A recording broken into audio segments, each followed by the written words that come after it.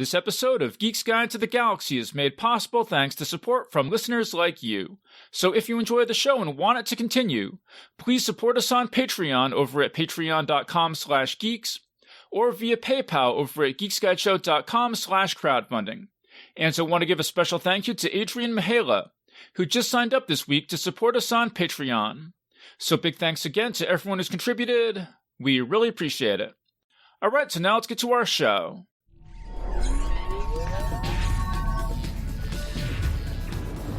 Wired.com presents The Geek's Guide to the Galaxy. And here is your host, David Barr Kirtley. Hello, and welcome to episode 506 of Geek's Guide to the Galaxy. I'm David Barr Kirtley, author of the book Save Me Please and Other Stories, which is available now on Amazon.com. We had a great conversation about the book back in episode 500, so definitely check that out if you missed it. And today on the show we'll be discussing John Carpenter's classic 1982 movie The Thing. And this will involve spoilers for everything in the movie, so just be aware of that. And I'm joined by three guests. So first up we've got Tom Gerencer, making his 26th appearance on the show. His short fiction appears in magazines such as Galaxy's Edge, and in books such as New Voices in Science Fiction. He's the author of the business book Think Like Google, and the short story collection Intergalactic Refrigerator Repairmen Seldom Carry Cash, and his popular science book How It's Made, written for the Discovery Channel, will be out later this year. So Tom, welcome to the show. It's great to be here. Then next up we've got Andrea Kail, making her 25th appearance on the show. She's a graduate of the Odyssey Writers Workshop, and her short fiction appears in the Writers of the Future anthology, Fantasy Magazine, and Lightspeed. She's been a television writer, producer, and script supervisor for shows such as Late Night with Conan O'Brien, The Chew, and WWE's Monday Night Raw and Friday Night SmackDown, and she's currently shopping her reality show The Night. So Andrea, welcome to the show. Good to be here, Dave. Thanks for having me back. And also joining us today is Matthew Kressel, also making his 25th appearance on the show. His short story Now We Paint Worlds was just published on Tor.com, and the trade paperback and ebook versions of Queen of Static, the follow-up to his groundbreaking novel King of Shards, are available for pre-order now. Together with Ellen Datlow, he hosts the monthly fantastic fiction reading series at the KGB Bar in New York. So Matt, welcome to the show. Thanks, Dave. Good to be back. Okay, so let's start off with Matt, because Matt, last time I talked to you, we learned that you had never seen The Thing. And I never will. No, I'm just kidding. So now that you've seen it, just overall, what was your reaction? Was it as good as we promised? I enjoyed it. I enjoyed it quite a bit. I have to say that, like, it's probably one of the top B movies I've ever seen, if that makes sense. It's like, yeah, I enjoyed it. I thought, I thought the special effects really hold up. It just like, you know, I had seen bits and pieces of it. It's kind of hard to go, you know, geez, is it 40 years since this movie came out? You know, that long, you know, in the science fiction world, and not just like pick up bits and pieces of The Thing, because it's everywhere. I mean, like, there's an actual game that people play at science fiction conventions called The Thing. It's like a version of Mafia, if you've ever played that. And so it's like, you know, I knew the premise. I knew that the alien was impersonating others. And I'd seen some of, like, obviously some of the footage and the special effects, and like probably saw it in like like those horror magazines of the 80s. I'm trying to think of the Fangoria. Thank you. And then the other one was it like Cine Fantastique or something. So yeah, so I had quite a bit of familiarity with it. That being said, I was actually quite impressed at how scared I was. Like, just, you know, kind of, even though you know what's going to happen. Mainly, I think because the director did a really amazing job of keeping the alien mysterious. I've never been so terrified of Wilford Brimley in my life. Yeah. Just oatmeal. That's the way that when he's like the Thing or thingified, he looks left and right, just like over, and it's like very much not any way I've ever seen Wilford Brimley move in any other film. And it was like, wow, like, clearly he's a good actor. Like his whole body language changed. And just the way, like, kind of the dog is just looking out the window and creeps around. And, it had some like cheesy parts, but I think like any 80s movie that you watch today, like some of the like computer graphics of like, oh, is it the scientific computer simulation? I'm like, man, my TRS-80 had better games than that. Like some of that stuff. And then, some of the sort of info dumping stuff was a little convoluted. And, like if you start to think about the morphology of the alien, like how exactly does this work again? Like it crash landed on Earth, but then it needs, like, it has to replicate other creatures. And like, I think if you start thinking about it too much, it falls apart. But like overall, I found it quite impressive. Reminded me a lot of the Lovecraft story at the Mountains of Madness. Yeah. Which I guess was an influence, maybe not a direct one, but no, I think it was, because it was, because At the Mountains of Madness was published in 1936 in Astounding, and the John W. Campbell story Who Goes There, which this is an adaptation of, was published in 1938 in Astounding. Yeah, okay. So I'm certain that Campbell read that story. Yeah, it felt very much like that. I also really like the idea that they're not the first to encounter this thing. Like they find another base and the base is decimated, and that's just like, oh shit. Like, like it's not like, oh, well, we don't know what this is. We don't know what's going to happen. Like the audience is like, they're just all going to fucking die. Like, like there's, and I think it's sort of the inevitability of it, which I found so terrifying. And just sort of just the total creepiness of the alien transformations, like that first dog transformation where like the worms are coming out of the dog. That's some of the creepiest things I've ever seen. And I only watched it once, and I'll just say this, like, I started going a little bit into sort of like fan theories. I have a feeling like this is the kind of film where if you rewatch it multiple times, you pick up stuff that that I missed the first time. Like, like Blade Runner is an example of that, where you rewatch, like, oh, look at all that stuff in the background. And like another TV example is like Mr. Robot. Like you watch that once through. Okay, like, okay, Matt, we're gonna. I'm going way off. You're giving us a little too. You're giving us a little too much here. I have a point here. Okay. My point here is that I feel like watching this a second time, or third or fourth, would give me a lot more than what I got through the first time. But I enjoyed it. I'll stop there. I had coffee today.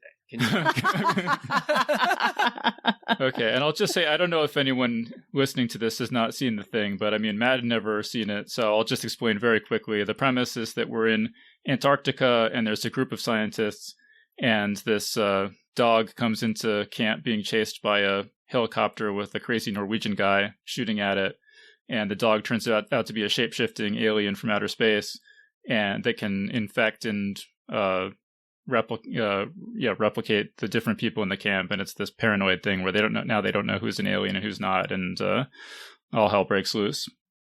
And so and I think that this movie has one of the best opening scenes of any movie I've ever seen, which is absolutely you see this it's apparently it's half wolf and half dog, this animal. In real life it is, but it's basically this dog running across the glaciers or whatever, and there's this helicopter coming after it, and somebody's shooting at it, and you don't know why.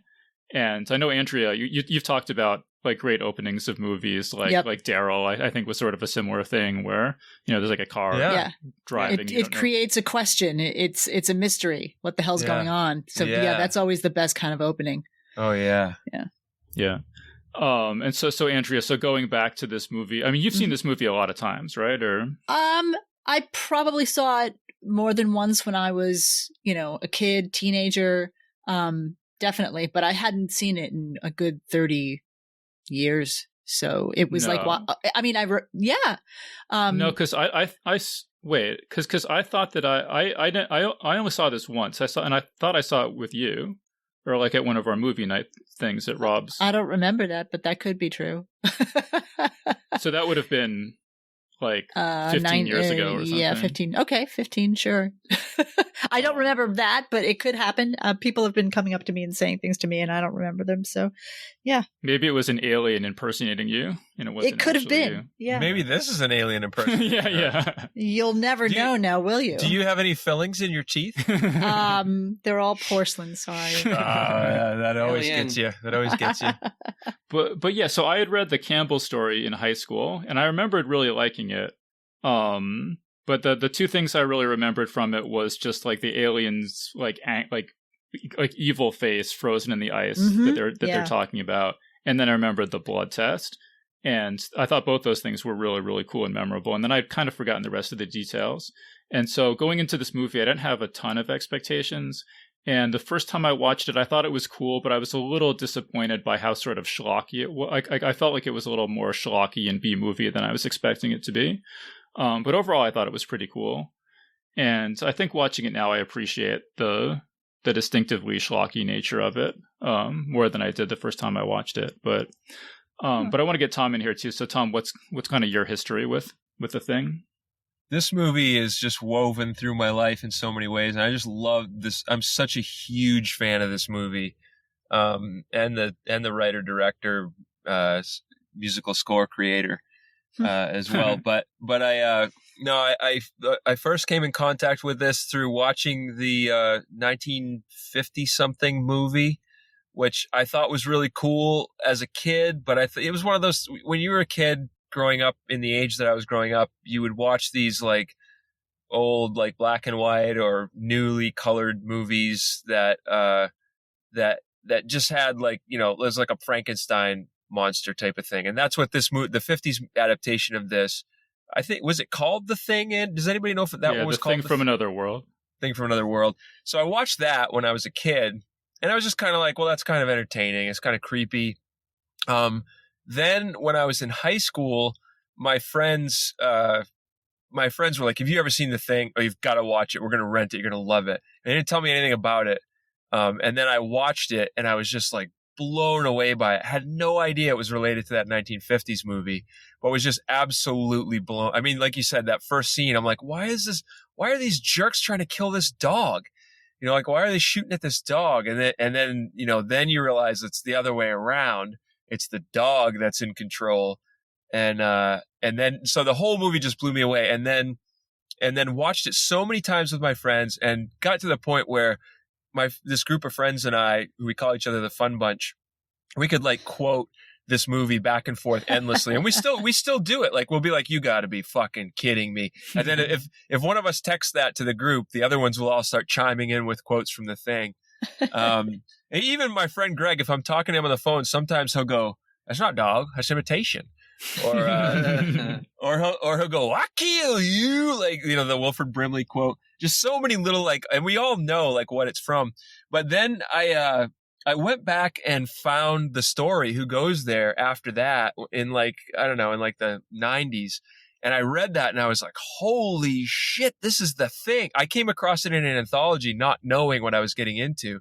And I was like, not only is this The Thing, but I thought what happened was they made the schlocky 1950s movie, which is basically Frankenstein with an alien.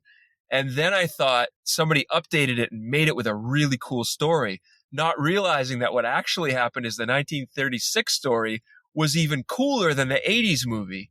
But the 80s movie just was like, no, we're going to make it more like the story. So I was blown away by that again when I read that story. And then now, like, seeing the 2011 movie, I'm just like, yeah, they don't really get it, do they? Yeah, and I'll say, you know, part of the reason we're talking about this now is because every time we do an 80s movies panel, at the end, Tom's like, why didn't we talk about The Thing?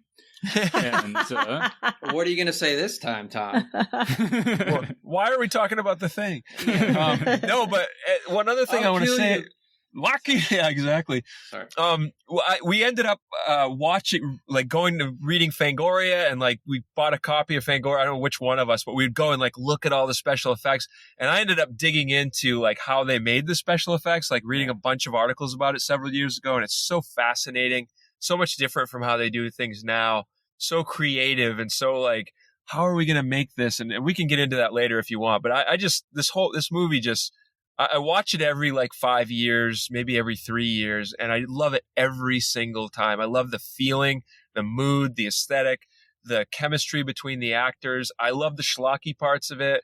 I love the paranoia. And I just think it's fantastic. And it's such a fun part of my life. Well, let's talk about the schlocky stuff, because it's interesting, because this is really considered a classic, sort of cult classic, or maybe even just classic science fiction movie at this point. But it was savaged critically upon its initial release and did not do well. And where's the thing? Someone mentioned Cine Fantastique magazine. Yeah. I don't see the quote, but they basically at least. Oh wait, here it is. It was described as instant junk and a wretched excess, and proposed as the most hated film of all time by film magazine Cine Fantastique. Oh my God. I saw that review when I was looking. Was that on the Wikipedia page, I think? Yeah. That's insane. That's crazy. Yeah. It's very different from like, didn't this come out around the same time as like E.T.? Yeah, almost exactly at the same time. Yeah. Right? You know, you got this like optimistic story of E.T., this boy, you know, saving this little alien who's troubled, and then you like the exact opposite. This alien's like just here to devour us, and it just ramps up the paranoia. And you know, I think, you know, with the exception of some of those like extreme horror films of the day, like this film was pretty grotesque for its time. No, I mean, definitely, yeah. And I think maybe the audiences or reviewers weren't ready for that. But the thing is, it's so reminiscent for me of Alien, which came out in 79. It's very Alien-like. So the fact that, you know, I don't it feels understand. very Alien. Yeah. Yes, exactly. And actually, like the later iterations of Alien, like the more recent ones, almost seem to have gone more of like the way of the Thing, where the alien is like has all this like different DNA, right, and can morph into different shapes. I have to say that talk about schlock. The whole sequence or set piece where the guy like McCready, they think he's the Thing, and then he hits the guy, and he's like, I didn't hit the guy. Like collapses. Like, I didn't hit him that hard.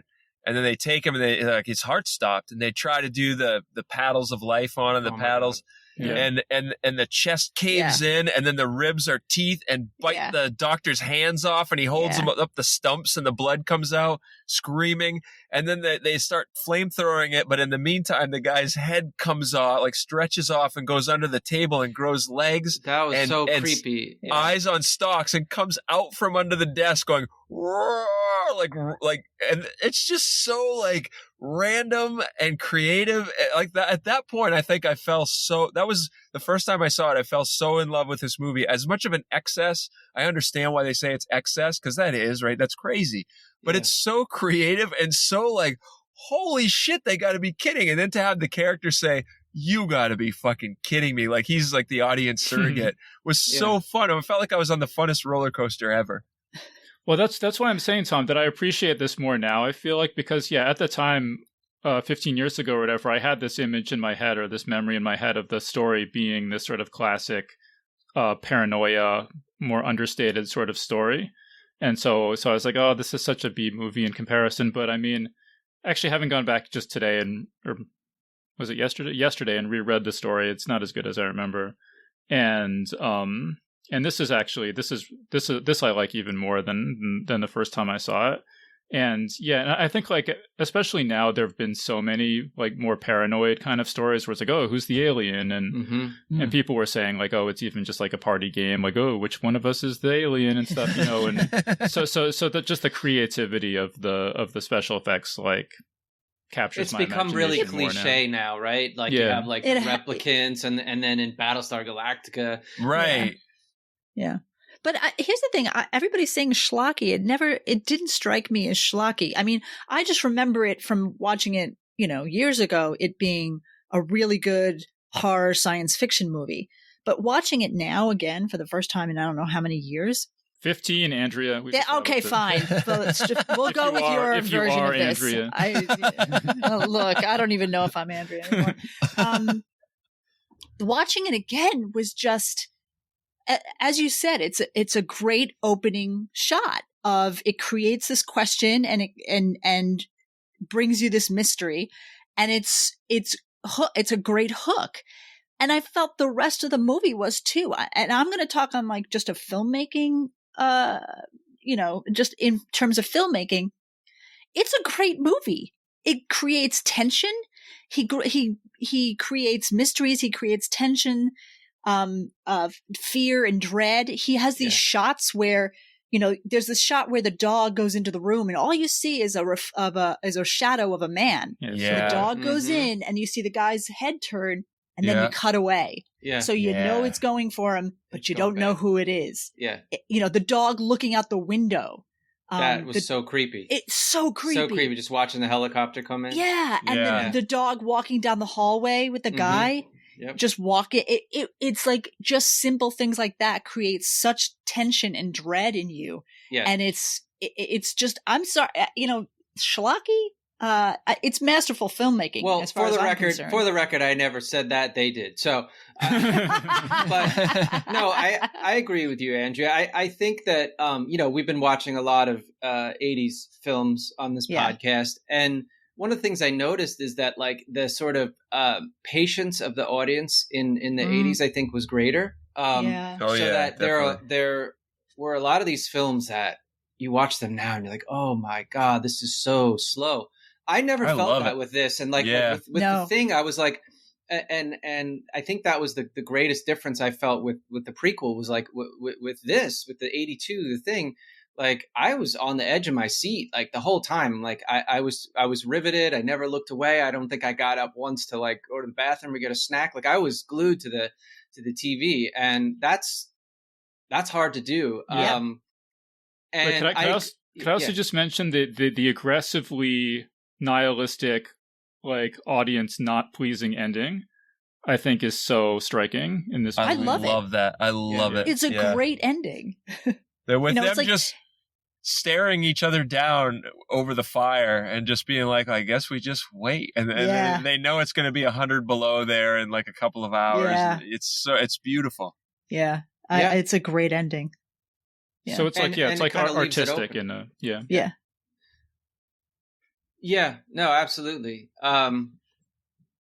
It's a good film, and it made me, it just like any good science fiction, it like made me start thinking of like where this thing came from and why it crashed, and was the thing that crashed, like was the thing in control of that ship? Like did it build that ship, or did it hijack? Like what was it, just another passenger? Like I picture that it was infecting. It was going through that ship like it went through the substation. Yeah. I picture that it was like that's why the ship was crashing, because they were trying to fight that thing. Because they were fighting it, right? Yeah. That was my interpretation as well. And then like when it absorbs a body, it absorbs their like thoughts and knowledge too. Yeah. Right. So because it can impersonate them. So because that's otherwise that's why I was building the spaceship in that little ice tunnel, because it had absorbed it, not because it was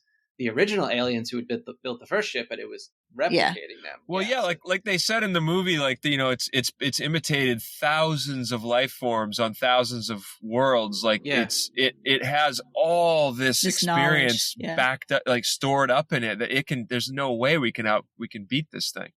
Yeah, it was really cool and totally creepy in the best like science fiction horror way, I thought. Yeah. So I'll just mention my criticisms, which are fairly minor. And that reminds me that the fact that he's building a spaceship out of like spare parts from helicopters strikes me as kind of ridiculous. It wasn't clear to me that was a spaceship, but go ahead. It looked like maybe it did look like the other spaceship. Yeah, it did. It did look like a spaceship, but I took it. I've always taken it as it was making something that was sort of similar to a spaceship, but was never intended to go to space. It was supposed to get it to the mainland. It didn't want to leave Earth. It wanted to go find like New York City. It was its own version of a helicopter, or even just the ocean. Yeah, it could have been like a submarine or something. But go ahead. That's a good point. Well, we can come back to that. The computer simulation somebody mentioned is ridiculous. Yeah. And then like this is really minor, but it was sort of a significant problem for me is that I think the actors look too much alike, especially when they're all bundled up with goggles and coats and stuff. There's like so many people with sort of dark curly hair and the doctor. It was just out of the 70s. Everybody had like, beards and dark curly hair and was basically, disgusting. Yeah. So it was just like, it was a little hard. I felt like the characters could have been a little bit more individuated than they were. But that's really all I got. I mean, other than that, I really I do have one criticism, which is wouldn't the obvious answer to knowing who's human or at least staying human is everybody stay together? Once they do the blood test, they know the four of them are human. Why split up? Like the minute you split up, it creates the problem of the person you've left behind, or one or two of them is going to get absorbed by the aliens. So why split up? It never then you don't have a movie, exactly. But that's but that's never a good choice. Exactly. Don't go in the basement. Well, but I've watched this movie so many times, and I've thought about that, and I feel like it's kind of inevitable that they're going to split up because somebody has to go out and get Blair, and they can't all go out and get Blair. Why can't they all go out and get Blair? Well, because they don't know if some of them are the thing or not, and they've got some of them tied to the couch. No. And that was after. That was after the blood test. Yes. Pardon me, but then also they're not all getting. This movie a few more times, Tom. You obviously watched enough. I guess I thought it was after the blood test, but I thought they left like a couple of them there, and they went out to get Blair, and they had somebody still tied to the couch. By the way, one of my favorite lines in the whole movie. I know you gentlemen have been through a lot. Yes. But if it's all the same to you, I'd rather not spend the rest of this winter tied to this fucking couch. Yeah, he starts off so calm and reasoned, and then he gets to that line and he just loses it. And I just friggin' love that. I've never forgotten that line. It's funny. I was talking about this to somebody the other day, and for some reason I went, I remember it being so funny. And she was like, "What are you talking about? Oh, it's hilarious. It's and hilarious. Then I remembered it's just because of that line, because I remember laughing so hard just at that one line. No, I mean, it's that line, and it's so many Wilford Brimley lines, too. Like when he's reaching into the thing and he's pulling the tissue aside, and he goes, oh, and he shoves his arms into it. It's just like, I don't know if that was intentionally funny or not. The other line that I forgotten was from this movie, but for years I would always say, I don't know what's in there, but it's weird and pissed off. Yeah. I'd completely forgotten it was from this movie. And the minute he said it, I'm like, oh my God.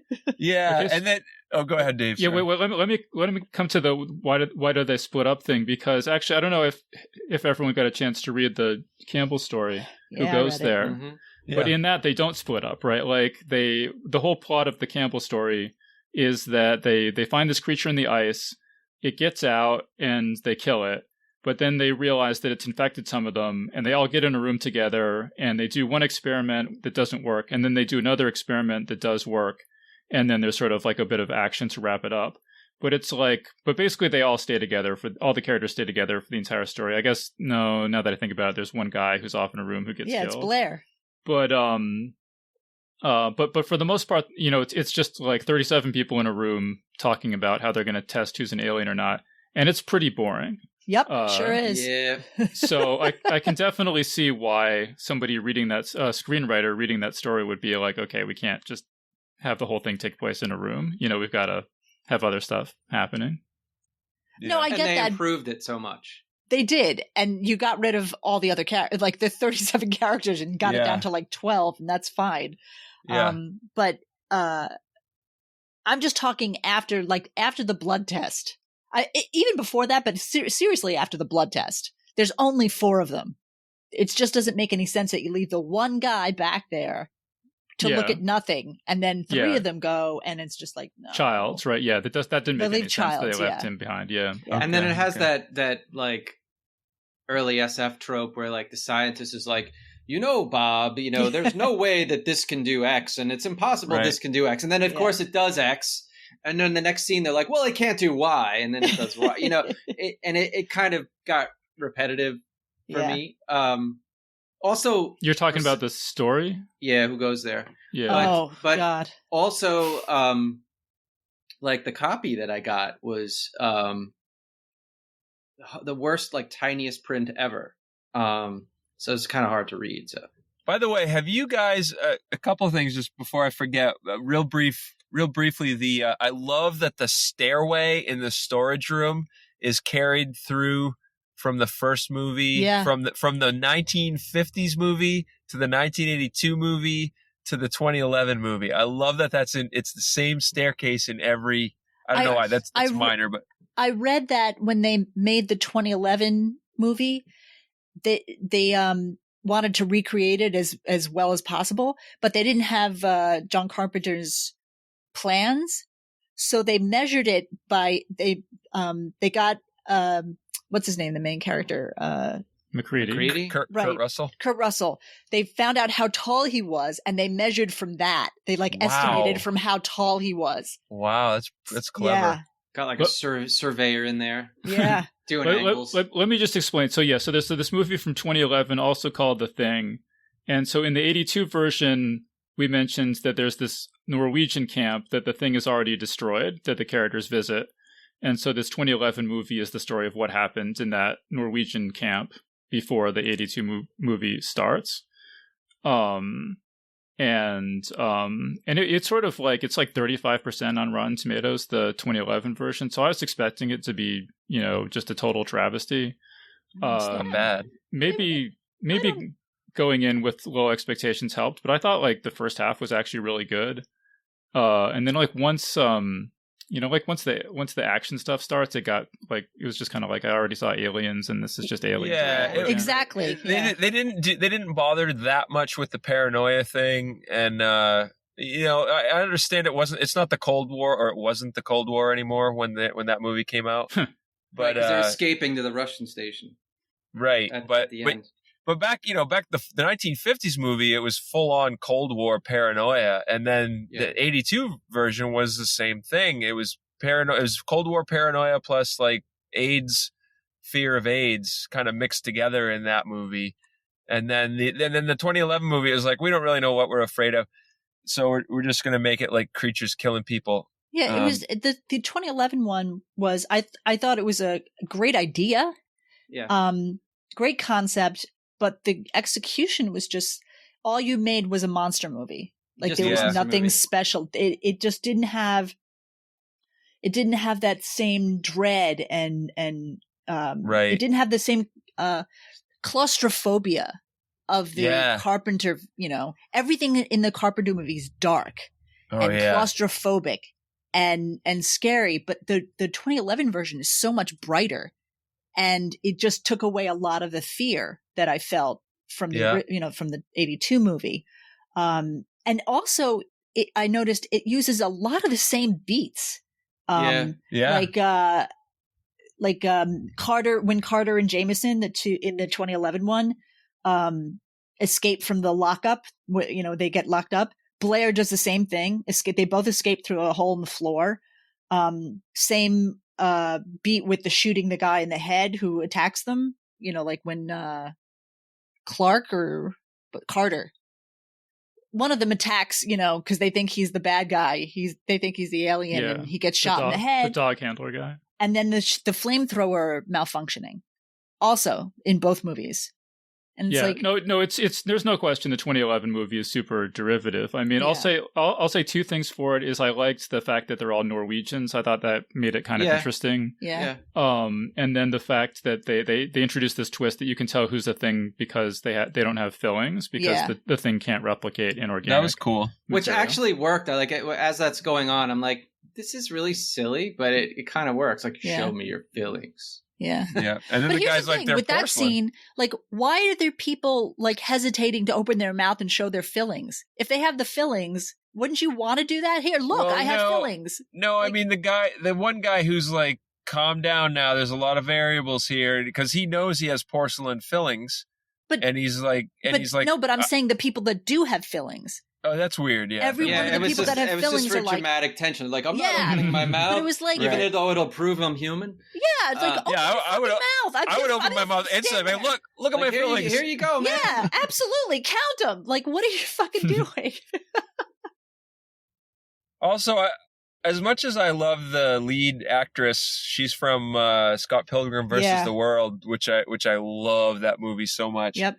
But as much as I love her, I felt like it wouldn't have been as popular. So I get it; they can't do this, but it would have been to me a stronger movie if it would have been all just Norwegians, and not you could have had them talk in English if you had to do that. I wouldn't have wanted the whole thing to be subtitled, but I just felt like being like, okay, well, we got to make the main characters be Americans who come up to help the Norwegians. It made it feel less isolated to me and less like, I feel like it would have been creepier and more isolated if it was like about these Norwegians who stumble across this thing and then you see it just like rip through the camp.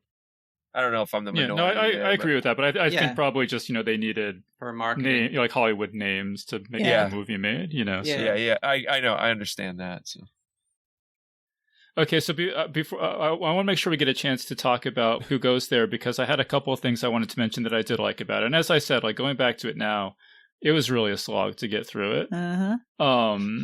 But the stuff I liked is pretty much all in the first 10 pages or so before the thing gets out of the ice. Because it's more sort of like serious science fiction and intellectual, because they have all these kind of interesting conversations. Like first there's a conversation about could an alien disease infect humans, and what is the biology of that? Right. And then they have this conversation about, can an organism come back to life after being frozen, and what simple organisms can, but complex organisms can't. And then there's this kind of interesting conversation about like this thing just looks like it has an evil expression on its face. Yeah. But maybe that's just your human like chauvinism speaking, and actually this is like alien smiling. How do you know? Like it's an alien. Yeah. And so there's just like interesting things that make you think like that, and I sort of miss that kind of stuff in the movie adaptations. But I guess that's kind of why you have to go to written science fiction sometimes for the more thoughtful things like that. But I did want to give the story credit for that kind of stuff. That's why, when you guys were all saying you didn't like the story, I was kind of surprised. I mean, I agree that it is a slog, but I really, when I originally read this story, I was just like, holy crap, I just thought things went forward. I thought like you would start out with like a rudimentary story, and then someone would make it into a rudimentary movie, and then someone would make it into a better movie, and it just kind of goes that way. But it goes the other way. Like somebody had, like you said, there's this question like, well, don't be ridiculous. You can't catch any disease off an alien any more than you can get wheat rust or whatever. He's like, you can't catch something off like a wheat fungus or whatever. And it's so thought provoking, all those things you just mentioned.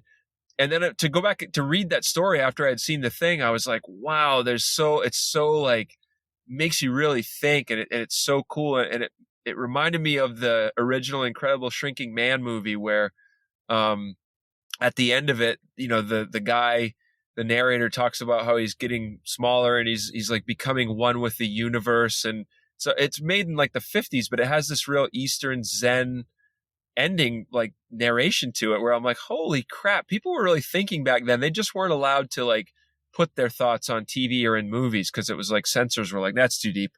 Let's get away from that.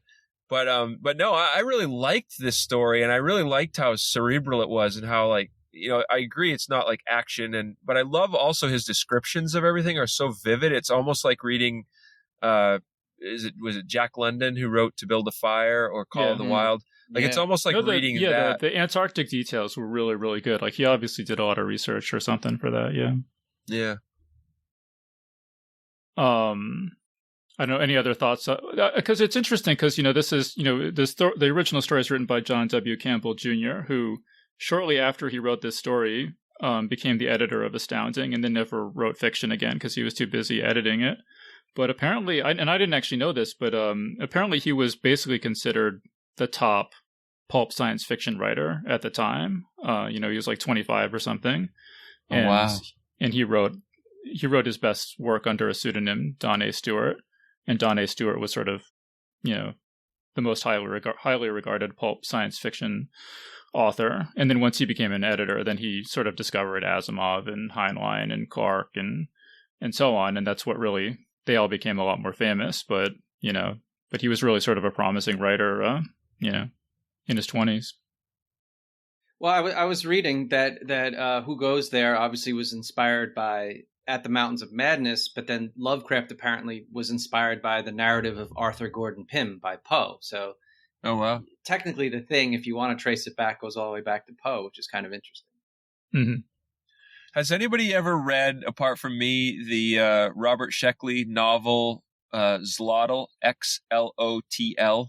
No. Nope. It's very similar, and I highly recommend it. It's very, it's dated because was written back then as well in like the 40s or 50s, but it's about it's very similar, except instead of being set in the Antarctic, it's set in like the South Seas on an atoll, in like a tropical atoll. But it's about this, basically it's something sort of similar to a tick from another world that gets onto an astronaut and comes home and lands in the South Seas in a space capsule and gets out and goes and infects like an expedition out there where they're cut off and everything. And it's very paranoid as well. It's very well written. It's not, most of his stuff was humor, but this is not humor. It's high suspense. And if you like The Thing, you might like that novel as well.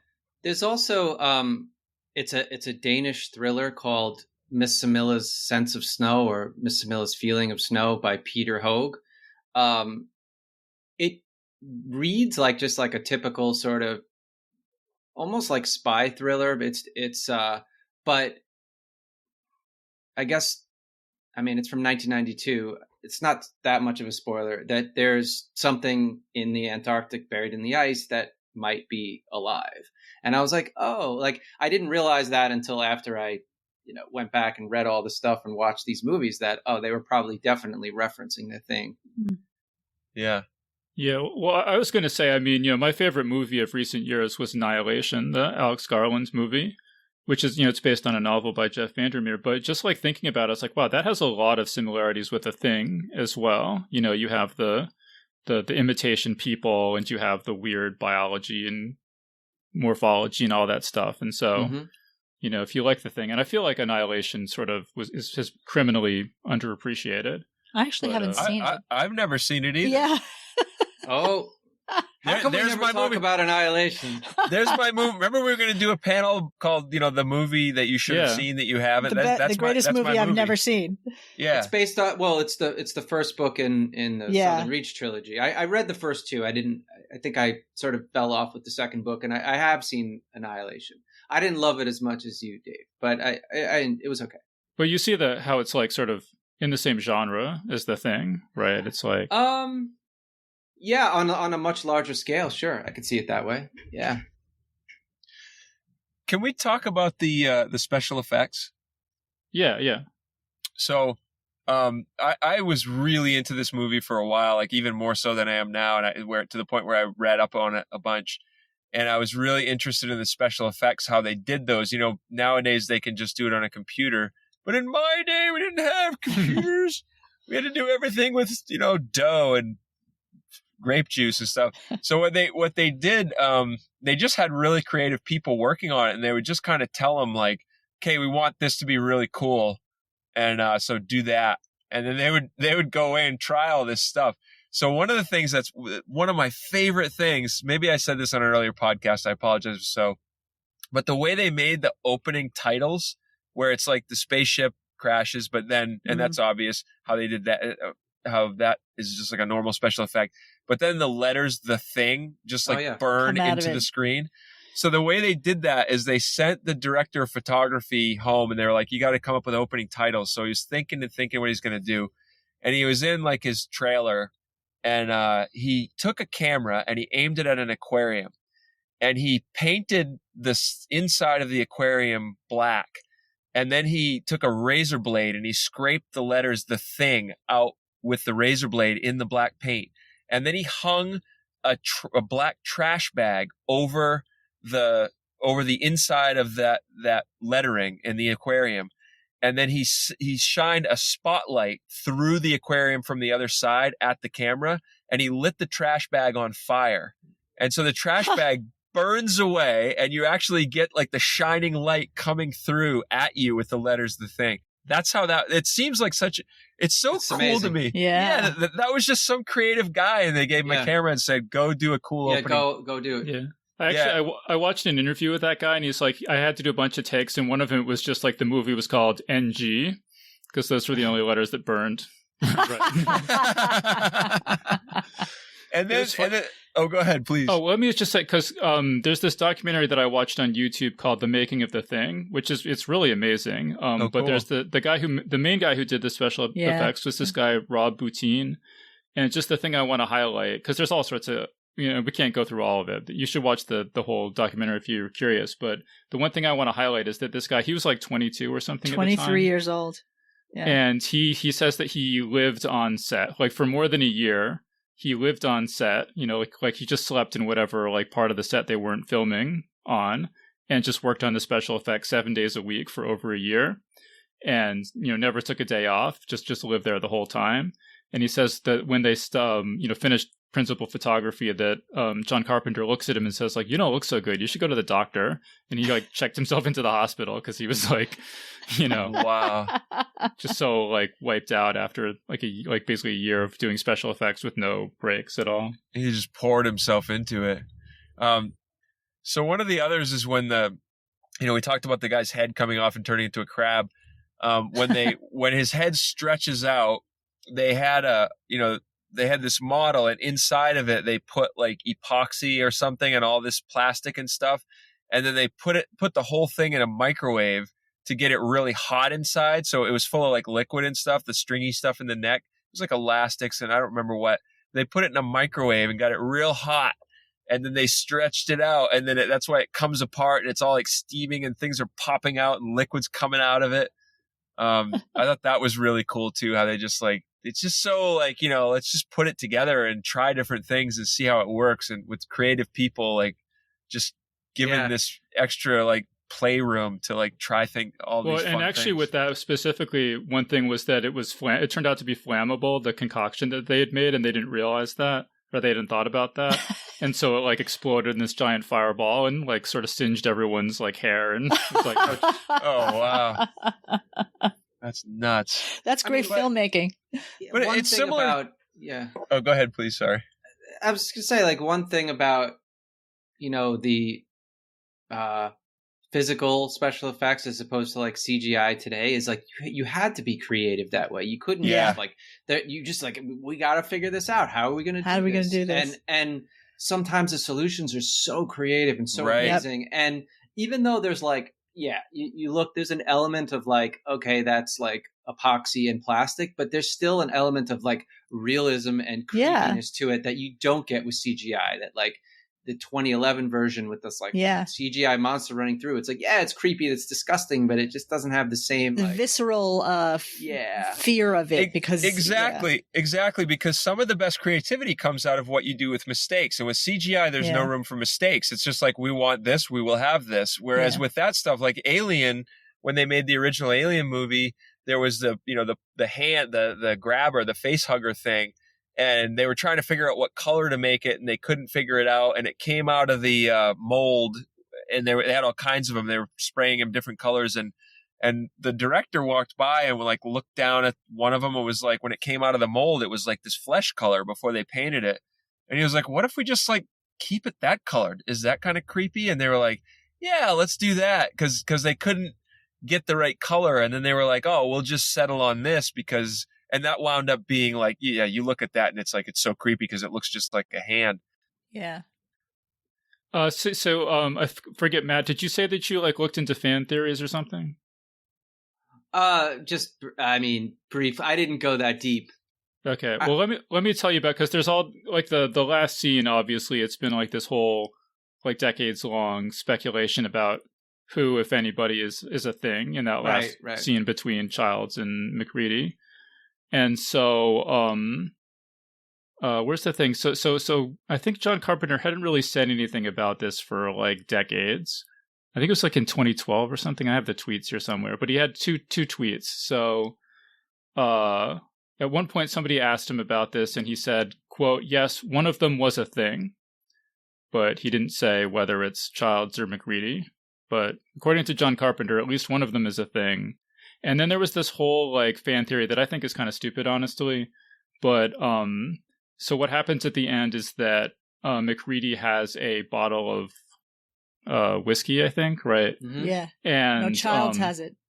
Well, no, McReady hands it to Childs. Does he? Oh. Yeah. And then Childs like drinks it, and then McReady kind of like smiles. And there's this whole like fan theory that like, oh, that wasn't really whiskey, it was really one of the Molotov cocktails, and then he hands it to Childs, and then Childs drinks it and just acts normal. And so that's how McReady knew that Childs was a thing, because he like drank a Molotov cocktail and didn't react. That doesn't make any sense. Yeah, I don't think this makes any sense on multiple levels. And John Carpenter tweeted out, quote, "There is whiskey in the bottle at the end of the thing." So he seems to have completely shot down that fan theory. Yeah, I feel like it's, the theory at the end of Blade Runner where everyone's like, is he a replicant or not? That, ambiguity, I think is I like it when it's left to the viewer, when it's like, when it's like that tension of like, who is, are you the alien? Am I that tension is the core of the film, that paranoia. And I love that they end with that paranoia. Yeah, absolutely. Yeah, me too. But it seems like when Childs is like, oh yeah, I thought I saw Blair and then I went out, but he wasn't there, so I came back inside. And like that seems like such a like flimsy story to me that it makes me so suspicious of him. It's like, well, you're supposed to be. Yeah, you're supposed to be. Yeah. But maybe he did. Maybe. Well, there is a history throughout the movie of people doing really stupid things. Yeah. Like really stupid. Like at one point when Knowles and McReady are setting the charges, and Knowles sees like somebody getting dragged by, and he sees it, and then he just walks and follows it instead of going, "Hey, I'm seeing this thing." Like, why would you go off on your own following a monster? Like, that's the stupidest freaking thing. There's a lot of people doing stupid shit, but, I love Wilford Brimley in this too, when he's out there in that tool shed, and when they go out to talk, or McReady goes out to talk to him, and he's like, "I want to come in now. I'm feeling a lot better," and he's got the noose hanging by his head. Yeah. I'm all better, and I won't hurt anyone. I don't like it out here. He's just it's such a great performance from him in that movie. He's so creepy. Yeah. So I just watched this with my dad, and then afterwards we're talking about it, and I was like, do they have flamethrowers on Antarctic research stations? And he's like, oh, I didn't think about that, but I don't know. I thought about it, and I figured that it would be a really great tool to melt ice. Yeah. I would think so, like if something got frozen in, like your vehicle you get flamethrower out and melt the ice around it. Yeah. Yeah. So I did, but did anyone think about that? Like, why do they have rifles, flamethrowers, or thermite grenades at this? So thermite grenades made sense, and the rifles, they had some rifles, I guess, in a locker, but the only gun at the beginning was the colonel had his gun. They made a comment like, I was wondering when he was going to get to use his pop gun. Pop gun, yeah. But why do they have a weapons locker at the? I mean, I imagine that there might be, I don't know, are the polar bears? Well, are there polar bears? No, I don't know. That's the North Pole. That's the North Pole. Yeah, that's what I'm thinking. Penguins, vicious penguins. Those king penguins, they're nasty. Evil Norwegians. Well, also, and we were also talking about the Russians are there too. Yeah. But also, this is 1982. Like. Everybody had guns. I think everybody had guns. It was like shoes. I would imagine that it wasn't. This was a naval station too, right? Was it Navy? I thought it was a naval station. I don't know. And they would have guns, but I would imagine that there's probably guns at most isolated places, locked up and secure. But just in case. So just based on my research, apparently there's like basically two flamethrowers in the movie. Yeah. And one is a military flamethrower, which is like kind of unlikely it would be at this research station. But then the other one is some sort of like propane torch kind of thing, which is significantly more plausible for like melting ice or or like whatever. Actually, in the Campbell story, it mentioned something about something that they used to like heat up the engines of the planes or something. They have some sort of thing. So, but that's as far as my research went on that. Did everyone get a chance to read The Things by Peter Watts? Yeah, yes, I read it. Yeah. So Andrea, what tell me about? I liked it. I thought it was a great, look at it from the other side, so to speak. I think this story is brilliant. I think it's fantastic. That's all I can really say. I think it's just a great idea, and it was incredibly well executed, and it's got one of the most shocking final lines I've ever read in a story. It's a great line, but it's shocking as fuck. Yeah, let me just explain. So this is like it's the story of the 1982 movie The Thing, told from the point of view of the monster, and it's very explicitly like all the characters are the names from the movie and everything. And so Matt, did you get a chance to read this? I did. I actually read it when it came out. It was made quite a stir when it came out. I remember everyone was talking about it. I had not seen The Thing at the time. Oh, so that's interesting. Yeah.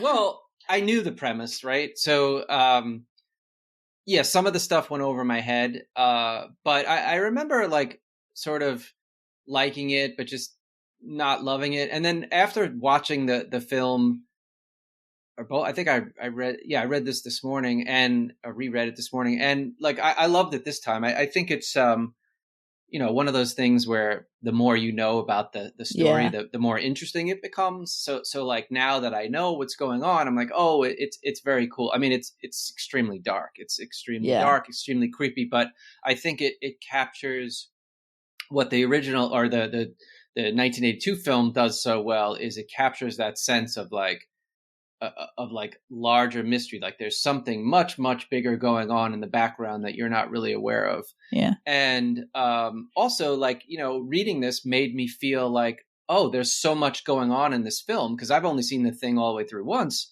There's so much going on in this film that I probably missed, like little details. Like, didn't they say like Wilford Brimley's character had eaten like a quarter of all the food stores in the story or something? That's in the story. I don't think that's Oh, okay. Because I was like, was that in the film and I missed that? Like certain things I'm reading along and I was wondering. But I love the sense of horror that the alien feels that human beings have. Like they call this like cancers. Like we're basically like, all of our being is basically trapped in our brains and our little thin spinal cord. Like we're not spread out among all of us, and we can't shape like the story takes the premise that all life in the universe can shape shift, and then this alien finds itself on our planet where life can't shape shift and is just horrified and repulsed by this. Yeah.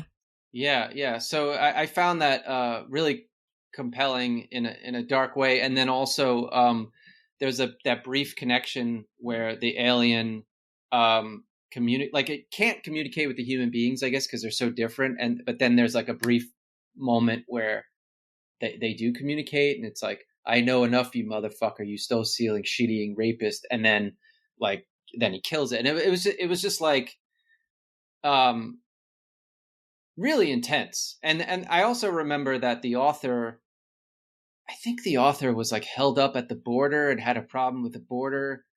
Do you know about the story? Yeah, well, he was like, at least his version was that he was beaten up at the U.S. border by Border Patrol agents, and then he was charged with assaulting them, and so was facing really serious jail time, actually. But in the end, the jury did not find the Border Patrol agents' account credible, and he was basically released with time served, I think. But this is the Canadian author, Peter Watts, but he's banned, I think, still from entering from the United States. Yeah. And so he thinks that he won and got nominated for a bunch of awards, and he seems to think for this story, and he seems to think it's because of that whole kerfuffle at the border. But I mean, this story is great. I mean, it should have won or got nominated for all those awards.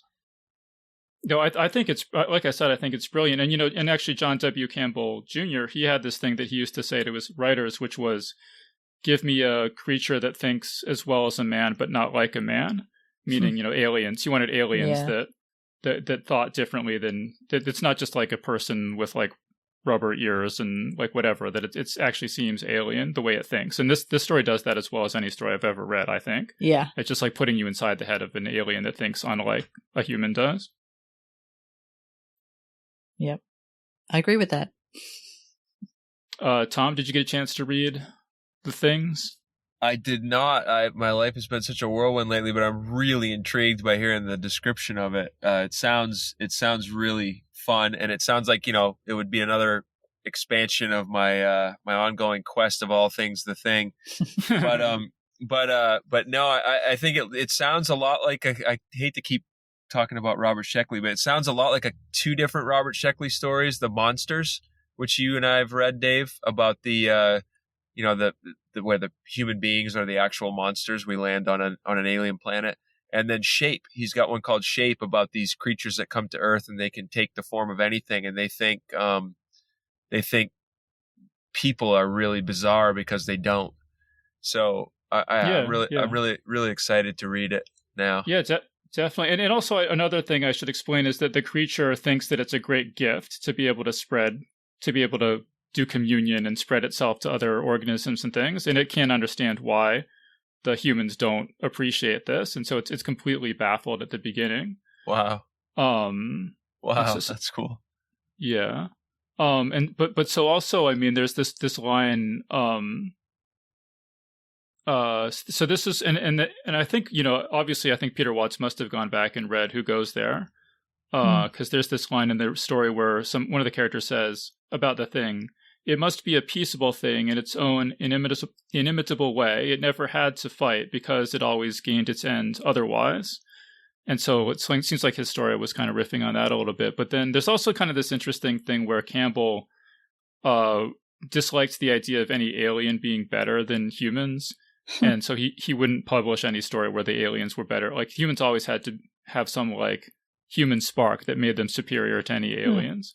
And Asimov was so turned off by this that he wrote the Foundation series with no aliens at all, because he thought that was, better than following Campbell's directive on that. Huh. But so there's this line in the story where MacReady says, he's talking to the room full of people and they know some of them are aliens. And he says, I'm pretty sure we humans still outnumber you others. And we have what your otherworld race evidently doesn't. Not an imitated, but a bred-in-the-bone instinct, a driving, unquenchable fire that's genuine. We'll fight. Fight with a ferocity you may attempt to imitate, but you'll never equal. We're human. We're real. Your imitations, false to the core of your every cell. So, oh god, I just thought that was like an interesting expression of Campbell's chauvinism, like human chauvinism. Yeah. in that scene. Yeah. Human exceptionalism. Yeah. Human privilege. Yeah. All right. So like we're pretty much out of time. I'll also just mention apparently they're remaking this again. Oh god. In January 2020, a new film was announced by to be produced by Blumhouse Productions. The project. I should explain this whole thing, right? The project is based on the Frozen Hell version of the story. So I never knew this before, but apparently there's this author, Alec Navala-Lee, and he wrote a book called Astounding, which is about Asimov, Heinlein, Campbell, and L. Ron Hubbard. And in the course of doing research for that, he came across this. It turns out that the Who Goes There story that was published that was cut down from a much longer manuscript, and he found the original much longer manuscript. Yes. And so they did a $1,000 Kickstarter to get it into print, and ended up getting $155,000. Jesus. From Thing fans, making it one of the most successful science fiction Kickstarters yet. But yeah. So anyway, so this new movie is going to be, I guess, drawing on that longer manuscript, and this was just in like 2018 or something. This was just a couple years ago. So Matt, I'm not sure if it needs to be longer. I think that it read pretty long as it is. I mean, yeah. I remember reading about the screenplay for the 82 version of The Thing, where one of the first drafts had just like a lot of dudes in a room talking, and they're like, no, we need to have more stuff happen, this is not interesting. So I don't know that, expanding that book and so the film, the remake that they're doing is going to be closer to the extended version of Who Goes There, is what you're saying? That's what this says on Wikipedia. I mean, the one thing I'll say, but I haven't read the Frozen Hell version, so I don't know. But it's apparently there's like this long section at the beginning that he cut out, and I did like the beginning of the story a lot more than the rest of it, the published version. So there might be more material there that I like, but it definitely doesn't. I wouldn't recommend. It's not like the published version was too short and needs to be expanded at all. Yeah. So I think that this kind of trope has been kind of played out. I mean, there was a period like maybe 10 years ago where like every fantasy book that came out was a vampire novel, and like I feel like the idea that aliens are among us, but we can't tell, like going back to like Invasion of the Body Snatchers or They Live. And then like obviously like further back than that, but like I don't know. I mean, there's nothing new under the sun if they do it right, if they give it a proper treatment, who knows? But I mean, it's going to be really hard to beat the Carpenter version, I think. Oh yeah. I don't think anybody's ever going to beat that version. Yeah. No. I mean, I we say this a lot on this show because we've been revisiting all these old movies and stuff, is that I wish that they would take and adapt something that hasn't been done before. Yes, please. Like everything is just like, we have to do something that already has a name.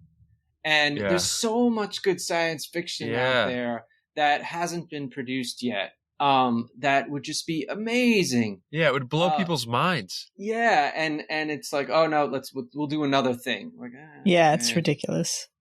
Because they know they're going to make money on it. Because they know people are going to be like, "Oh, I'll check that out. I like the thing originally." I mean, but I just wish there was some way for them to make money on like you said, take one of Dave's stories out of his new anthology and make that into a movie. Any one of those would be awesome. Well, I know everything's IP now, so everybody's getting, like, I know so many people who have had the film rights to their short stories optioned over and over again. I don't know how much of it gets made, but people are making money off of the options. I think the key is like they're afraid to take risks on something new, right? Yes, of course. Attach a good director, like a well-known director, to something. Yeah. Like I was saying before the podcast, like Christopher Nolan, attach him to something. Like we all know he makes good films, sometimes confusing, but attach him to that, or another direct, like big popular director's name that we all have seen their stuff and say, oh yeah, that was pretty good, and then say he's producing a new science fiction thing. I think with those. Go ahead, Dave. Just to give you an idea of the popularity of the thing, or sort of the brand recognition of the thing. Like on Wikipedia, also it mentions just a board game, board game that raised over $600,000 on Kickstarter. So how much? You can $600,000. Jesus, oh God! Wow. So you can, and then there was another one I saw too, which also raised over like $400,000. It was like another board game, I think. Wow. Or maybe a card game, I'm not sure, but so you can understand why they would want to do like, let's do the thing, like, because it has this this built-in fan base. But this is why I suspect that they would not really do an adaptation of the Frozen. They're like, this is an adaptation of the Frozen Hell, but then they would basically change everything and and make it something completely different. Well, you can't adapt something faithfully. You just can't. Fiction doesn't translate well to film. Film has to have a story arc, and it has to move quickly. It has to have a very defined story arc. And you can't do the interiority. No, of exactly. characters. You can't. You can try. Look what happened when Stephen King tried it, because he was frustrated that everybody kept ruining his books, which are exceptional. I love his books, but he was frustrated. Stanley Kubrick didn't do a good enough job on The Shining, and so he decided he was going to do Maximum Overdrive himself. Yeah. And he was faithful to it. He stayed very faithful to the story, but look what happens. You can't do that. You can't do that with a movie. It doesn't work. All right, cool. So we need to start wrapping this up. So Andrea, final thoughts on The Thing. It is a great movie. Just as far as filmmaking, it's a fantastic movie. It's scary. It's creepy. It's all about paranoia, and the monster stuff is great. But I just think, as a film, just as really good filmmaking, it's a really great example of how to build tension. So if you are a fan of good filmmaking, I would watch it, definitely. Yeah, I think it's really great. Actually, though, I was going to say, like, Alec Navala-Lee, in his introduction to Frozen Hell, he refers to Who Goes There as the greatest science fiction horror story of all time, and I don't think it is. No, I really did not. No, not even. I mean, just off the top. Maybe he didn't read a lot. Maybe he read like 10 stories. No, I don't think that's true. But I mean, just kidding. Just off the top of my head, Sand Kings by George R. R. Martin is a way better science fiction horror story, in my opinion. And I'm sure if I sat down and made a list, I could come up with a lot more. There's actually, maybe Matt might know the title, but there was this story I read that's in Mercurio de Rivera's collection, where there's these aliens and they communicate by pheromones or something, because they the scent of their arrival. Yeah, scent of their arrival. That was fantastic. You should read. Everyone should read that story. I believe it was originally published in Inner Zone, and now it's in his collection. But yeah, the aliens communicate by pheromones, and then there's another group of people that are trying to decode the alien language. That was a fantastic science fiction horror story. I thought it was so good. And there's actually a couple of them that take place in the same universe. Okay, cool. So Matt, final thoughts on The Thing? Yeah, so I agree with Andrea 100%. The 82 film is great. I'm really glad that I finally got to watch it all the way through after all these years. And I also want to say that it was really cool revisiting the story The Things by Peter Watts. After watching the film and then reading that story, I feel like I got like more lore into like the Thingiverse. And it was just cool, like seeing that reverse perspective. It was like, how Wicked did the reverse point of view for the Wicked Witch in Oz. It was like the same thing with the Things, except in this case, the Thing is actually evil. Depends on your definition, but it was cool. I enjoyed it. So yeah, highly recommend. Yeah, so definitely watch The Thing if you haven't seen it, and definitely read Peter Watts' The Thing. So I think it's such a great science fiction horror story, and it's weirdly beautiful too, the way it's written. Mm-hmm. It's just really sort of poetic and the way he structures his sentences. I am being McCready, I am being Blair, I am being it was just really great writing. Yeah, absolutely. Okay, so Tom, final thoughts on The Thing. I think it's a fantastic movie. I mean, obviously, I just love it. I think it's very well made. It makes me nostalgic to see it. It makes me nostalgic for a time of more creativity and collaboration between the filmmakers, the filmmaking crew, members of the filmmaking crew, versus something that's kind of top-down managed product. I'm sure that's like a typical hippie complaint, but I just love it. I just think it's so fun, and that's why I just keep going back to it over and over again. It's just so fun and creepy and scary and eerie and funny. If you haven't seen it, I highly recommend it. If you have seen it, go watch it again. It's just great. Absolutely, yeah. Now, so Tom, what are you going to say now that you can't say? Why haven't we talked about The Thing? Why haven't we talked about Alien? Yes. All right. Well, maybe you're just gonna have to pester me 10 more episodes about that, and then we'll talk about Alien. All right. I've got a punch card here. That's one. All right. Cool. So let's wrap things up there. So we've been speaking with Tom Gorenzer, Andrea Kale, and Matthew Kressel. So thanks everyone so much for joining us. Thanks, Dave. Thanks, Dave. Thank you. And that was our panel. So big thanks again to Tom Gerencer, Andrea Kale, and Matthew Kressel for joining us on the show. And remember that Geek's Guide to the Galaxy is made possible thanks to support from listeners like you. So if you enjoy the show and want it to continue, Please support us on Patreon over at patreon.com/geeks or via PayPal over at geeksguideshow.com/crowdfunding. All right, so that was our show. So thanks everyone for listening, and we'll see you next time. The Geek's Guide to the Galaxy is a production of Wired.com.